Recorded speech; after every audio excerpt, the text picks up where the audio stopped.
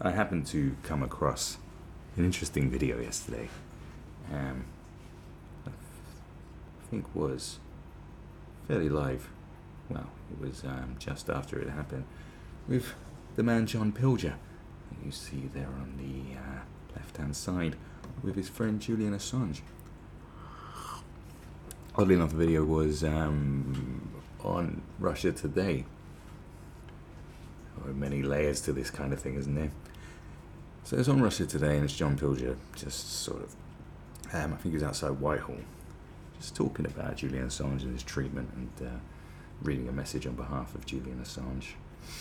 I found it all interesting, and the main thing is because, like, what is going on with Julian Assange? I don't want to make this too long. But I think if you sort of look at both sides of it, just briefly, and then maybe do your own research, then maybe you'll have like a different outlook on things. Or a better outlook, should we say. I don't know, because I'm just like, I don't know. I don't know about the whole thing. What I do know is about John Pilger. Now, I'm not going to watch the video. If you want to watch it, just type in John Pilger, Julian Assange, Russia Today. It'll be very easy to find. I hope you know how to use searches these days. It's not that difficult. This is a terrible cup. It's not mine. I don't live here. I'm staying here. Who is John Pilger? Well, if you don't know John Pilger is very far left journalist, as he calls himself, but he makes documentaries. I first came across John Pilger many years ago, probably 2006 maybe, when I first sort of really came onto my personal radar. The documentary he did, I think, called The War on Democracy. I'm not sure. Don't quote me on that one. It was basically what I would describe as a Hugo Chavez love piece. Basically, it was just about rifling Hugo Chavez's dick so far down his throat that well, he wouldn't be sick because he'd enjoy it too much. Most of us would probably be sick because we're sort of regular folk, but not for John Pilger. It was basically about Chavez's rise to power, and how basically the CIA and American government had interfered in Venezuelan democracy with the well-documented coup that they sort of aided. Well, there was evidence, I believe, that CIA operatives had been involved in aiding the coup and possibly had paid or were actually there shooting at protesters and stuff, making it look like it was Chavez doing it. But what made it interesting is, like, at the time I was way more left-leaning, and I thought, oh yeah, this is great, yeah, because a lot of people were anti-American around that time, and well, because of the wars. That's why, just in case you're wondering why.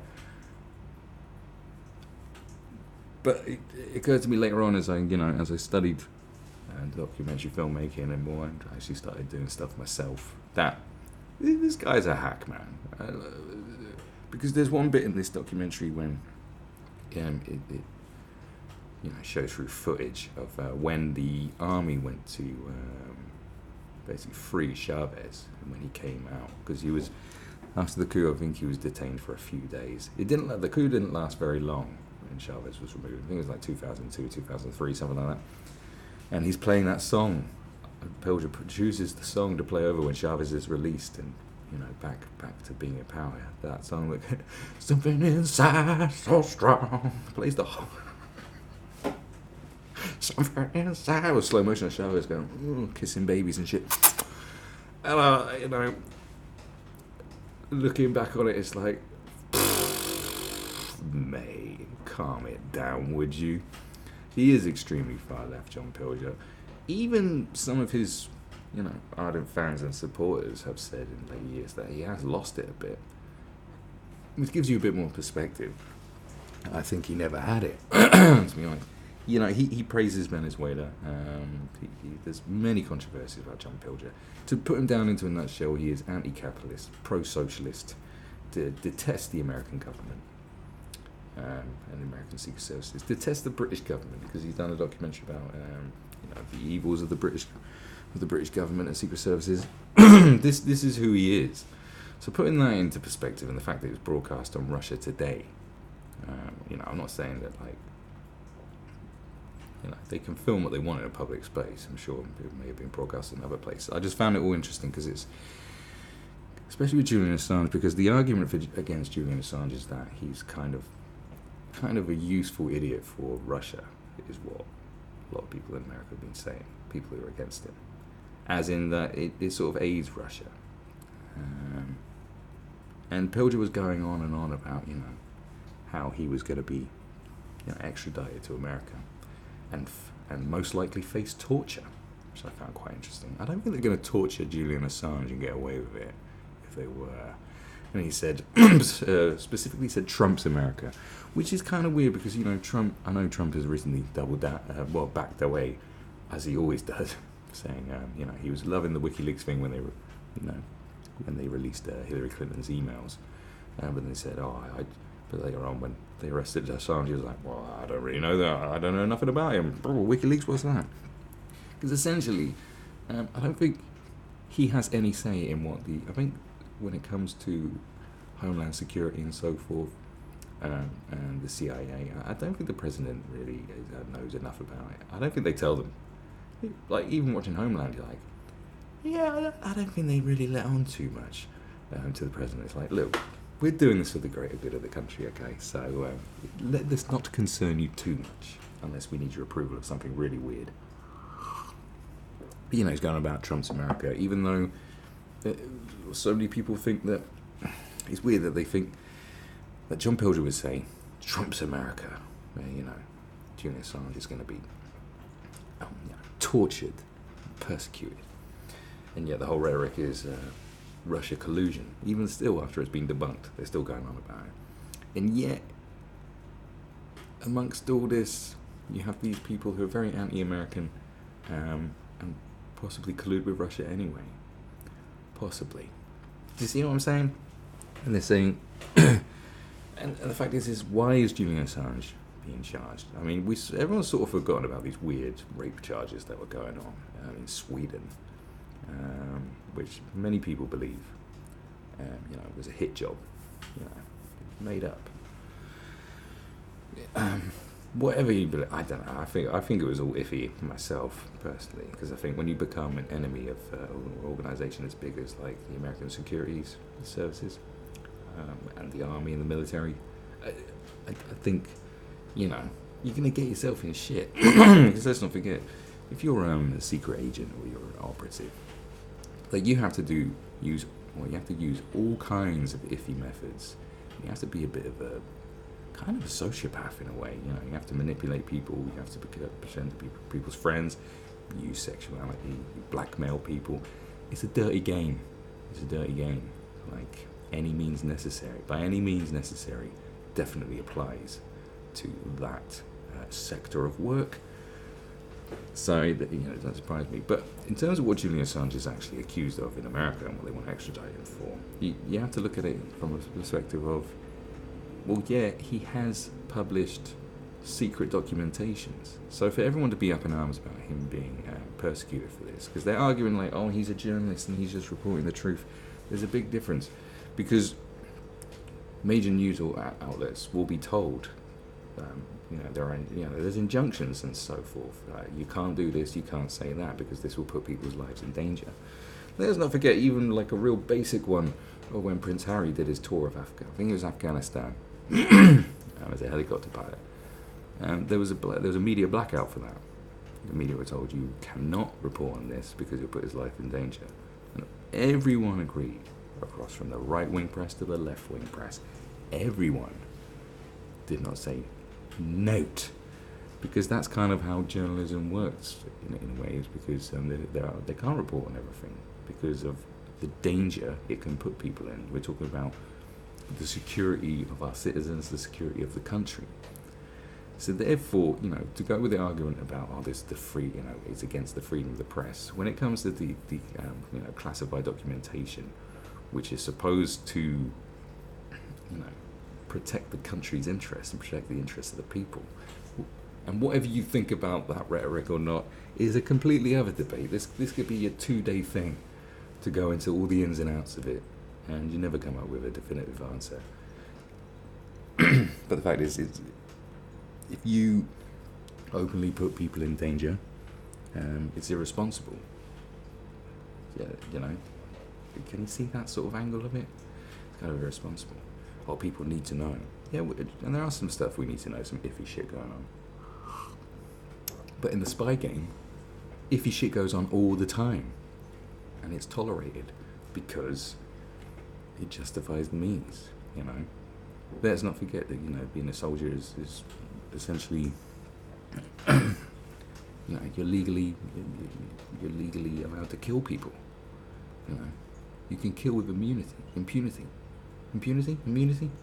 I don't know. Let's use both words. You pick which one's correct. I haven't got time.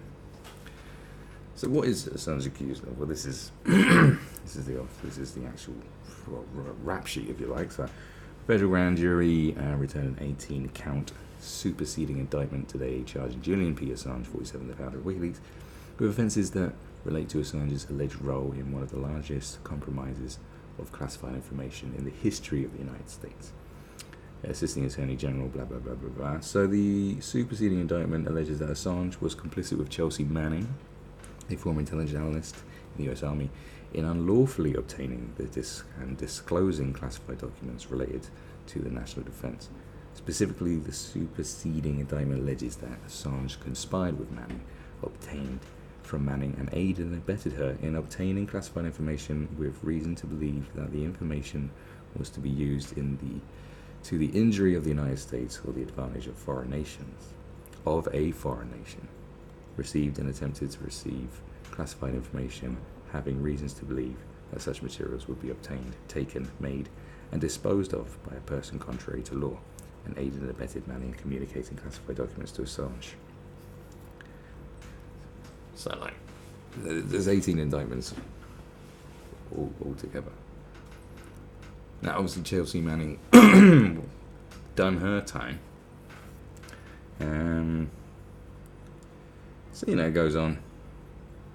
Many documents were classified at the secret level, meaning that their unauthorized disclosure could cause serious damage to the United States national security. Manning also provided rules of engagement files for the Iraq War, most of which were also classified at the secret level, which delineated the circumstances and limitations of the United States forces would initiate or conduct combat engagement with other forces. The superseding indictment alleges that Manning and Assange engaged in real-time discussions regarding Manning's transmission of classified records to Assange. So it's not like, oh, you know, hey Julian, I've got all these documents, and do you fancy having them? And it's like, apparently he colluded with her to make it happen. That's what they're accusing him of. Okay. You can say they're trumped up charges. Or fabrications. Or whatever you want. But that's what this is at the moment. And, you know, Chelsea Manning done her time. She was supposed to be in for 35 years, but she's actually out now. Unless we've all stepped into the future and it's 35 years later, but I don't think that's happened. So, you know, this is kind of what she gave out, you know, stuff about Reykjavik, Baghdad airstrike, Afghan war logs and Iraq war logs, diplomatic cables. She was responsible for Cablegate leak, 251,287 State Department cables written by 271 American embassies and consulates in 180 countries. Guantanamo Bay files, Grenade airstrike. You know, there was a lot of stuff. There was a lot of information disclosed, wasn't there? But the interesting part of all this, like I said, is that who are the colluders and who, you know, it just all depends on which narrative suits who. And what I mean by that is, John Pilger, who's completely anti-American, would be of the thinking of, you know, he's on the side that would accuse Donald Trump of being a Russian colluder, and yet would be kind of pro-Russian in a way, as in because they are an enemy of America, sort of. So if it suits that narrative, that's fine. But for Julian Assange to be, either a useful idiot or an actual Russian operative or a colluder with the Russian government to smear the United States, they haven't got a problem with that. Do you see what I'm saying? Because it doesn't suit their narrative. And then you can reverse it the other way, which makes it all very interesting. But to consistently paint Julian Assange as this freedom-fighting hero of the people, and this is an attack on the free press, is very manipulative, and it's a very simple black and white story, which John Pilger is a big proponent of. He is just a black and white person. There's no grey areas with him. There's no nuances when it comes to his rhetoric. But I think you should all have a bit more of a nuanced approach when it comes to Julian Assange. Don't completely go down the conspiratorial lane and go, this is... you know what I'm saying? The fact is, he done something naughty in the eyes of the security forces, and he has been accused often of possibly, putting people's lives in jeopardy. Many people's lives in jeopardy because of what he does. And he is accused of being a Russian colluder. All these things, you got to remember all these things before you start, start being gobby about governments and gobby about the securities industry. Securities industry. The secret services. Securities industry sounds like I'm talking about, stocks and shares and shit. Just have a little deeper look into it all before you go, this is an outrage, this is against human rights. The fact that he's in Belmarsh prison is odd to me. Look, that's where you put high profile, dangerous criminals. Maybe it's maximum security prison. Maybe it is for his own protection. Because he's not a dangerous guy, and he's been walled up in the Ecuadorian embassy for fuck knows how long, not even getting enough sunlight. He's has vitamin E deficiency or something like that. So this guy's no threat. He's he's in there with Charles Bronson and grey wolves and fucking like bombers and all kinds of lunatics in Belmarsh. But it is a maximum security place, which makes you think he's not a threat, but perhaps there is a threat from the outside. Do you know what I'm saying? Perhaps Epstein would have been better off in such a place. Ooh, conspiracy time. But it's true. Maybe, who says he wouldn't get a bit of Novichok poisoning? Do you know? I think if he does go on trial, whatever happens, I want him to go on trial. Do you know why? Because it'll be interesting. And he'll have his say in a court of law. Although it might be behind closed doors and very iffy. Who knows? Because when it comes to this kind of thing, it probably won't be. But it will be interesting. It'll be interesting to see. Just look at what Vladimir Putin's doing. What's he saying? Whilst all this is going on. Do you know what I mean? Because I'm telling you, I don't know. Because I'm just in two minds about the guy. On the one hand, I think, releasing these documents has been very beneficial for all of us to see, the inner workings of in real time. Because when stuff gets declassified, it's so long ago that we don't really care anymore. So when it's here and now, it's a bit more poignant. But on the other hand, I think, he may be, he may be aiding, whether consciously or unconsciously, but I think he should be conscious of the fact that he does aid the enemies of America, which John Pilger would be fine with, because he is an enemy. Technically, he is an enemy of America, because the way he goes on about it is well, you don't like them, so therefore, you're kind of an agitator. It's fascinating, So therefore, he may be helping the Russians, and he probably would know he was helping them. If you're that intelligent to be the guy that done WikiLeaks, you should be aware of global politics and how this all plays out and the dangerous game you were playing. You can't be out here shedding a tear for someone that was in the game, playing the game, played the game well. you know, managed to seek asylum inside the Ecuadorian embassy. You know what I mean? Managed to do that. I think if he looked a bit less distinctive, he probably could have been smuggled out of the country as well, I think. But, you know, you just see Julian Assange, you know, he looks like a Bond... It just looks like two Bond villains here right now, doesn't it? He actually looks like a Bond villain. Think about that. But, yeah, it's not like I'm going to give you huge amount of insight into it. I'm just saying, you know, just look at it a bit differently. You know, this guy, who is this guy? You know, what's he all about? Who's benefiting from this the most? Are we benefiting from this? The people? I don't know. I don't think we're benefiting from it as much as other global powers are. That's what I'm saying.